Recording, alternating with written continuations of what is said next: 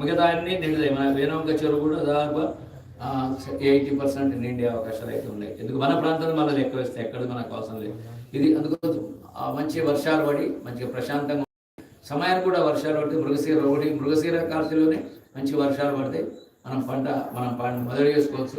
రోహిణి నుంచి మనం మొదలు పెట్టుకునే అవకాశాలు ఉన్నాయి. దున్నుకొని ఎవరైతే కర్షకులు ఉన్నారో కర్షకులందరూ కూడా రోహిణి నుంచి మంచి ప్రయత్నం చేసుకుంటే బ్రహ్మాండమైన పంట పడుతుంది. అనుమానమైన రూపాయి కూడా దొరుకుతుంది. మంచి పంట శుభ్రంగా ఇంటికి వచ్చే వడగల వాన చూసుకొని శుభ్రంగా ఇంటికి వచ్చే అవకాశం అందుకోసం సార్.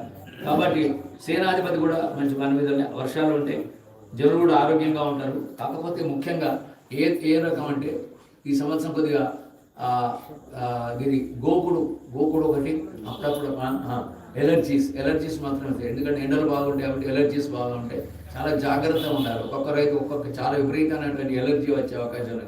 ఎంగాలో కూడా రక్తంలో కూడా ఎప్పుడు కలుషితం ఉంటుంది. ఏమంటారు రక్తం చెడిపోయిందనే అవకాశాలు ఉంటాయి.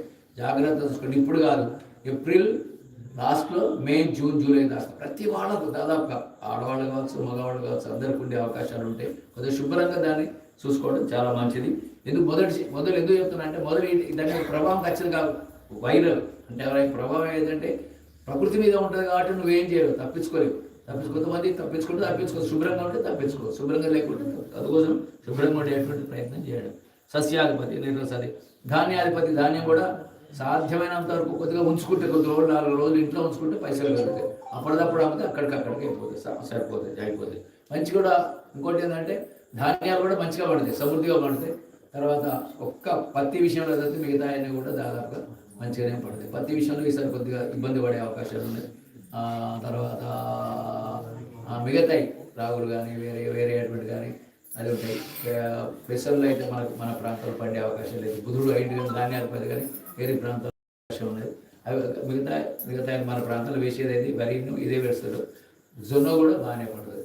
జొన్న కానీ లేకుంటే మరి అవి బాగానే పడే అవకాశం. ఈ విధంగా మేఘాధిపత్యం కూడా బాగున్నది.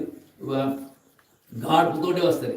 గాడ్పు 7 రకాల గాడ్పులు ఉంటాయి. అందులోకి వాయు ప్రకరణతో గాడ్పు కొద్దిగా వచ్చిన తర్వాత గాడ్పు నుంచి కొద్ది చిరుకులు వచ్చి ఒకసారి గాడ్పు పెరుగుతుంది. అట్లా వర్షాలు ఎప్పుడైనా గాడ్పుతో సహజంగా ఉంటాయి. ఒకసారి కొన్ని దిక్కులు ఏమంటే గంభీరమైన మేఘాలు ఉరిమినాక పడతాయి. కొన్ని దిక్కులు గాడ్పులు వస్తాయి. అందుకోసం గాడ్పు వచ్చేది కాబట్టి నిలిస్తే అని ఆలోచన చేసుకోవాల్సి వస్తుంది.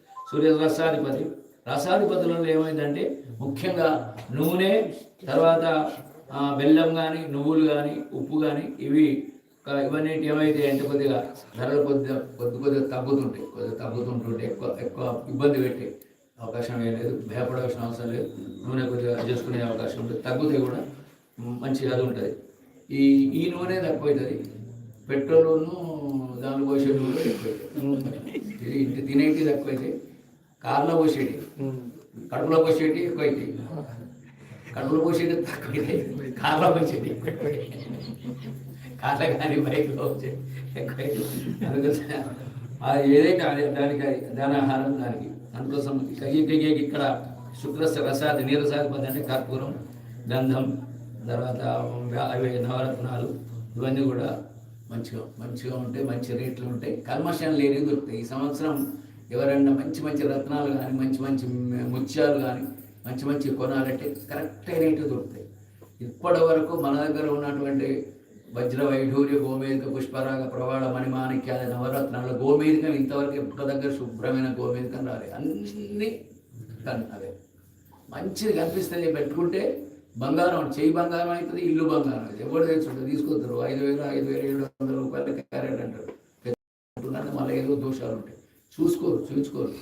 టెస్ట్ చేసుకుంటే మార్చుకుంటారు. అందుకోసం ఈ విధంగా మనకు 9 రసాలు మొత్తానికి శుభాశుభాలు కొద్దిగా చిన్నవి. అగ్ని ప్రమాదాలు ఒకటి, రైలు ప్రమాదాలు ఎక్కువ ఉంటాయి. అంటే కేవలం పవన్ అంటే స్కూటర్లు మోటార్లు అని కాదు, బస్సులకు ప్రమాదాలు ఉంటాయి. తర్వాత రైలు కానీ విమానాలు ప్రమాదం తప్పనిసరి 1, 2, 3 బట్టి ప్రమాదం కాకుండా కొంత ప్రాణ నష్టం, జన నష్టం, తర్వాత అదే నష్టం అవకాశాలు. ఈ విధంగా ఈ సంవత్సరం ఈ 9 మంది నాయకులు ఎవరైతే ఉన్నారో వీళ్ళు మనకు ఈ రకమైనటువంటి ఇస్తారు.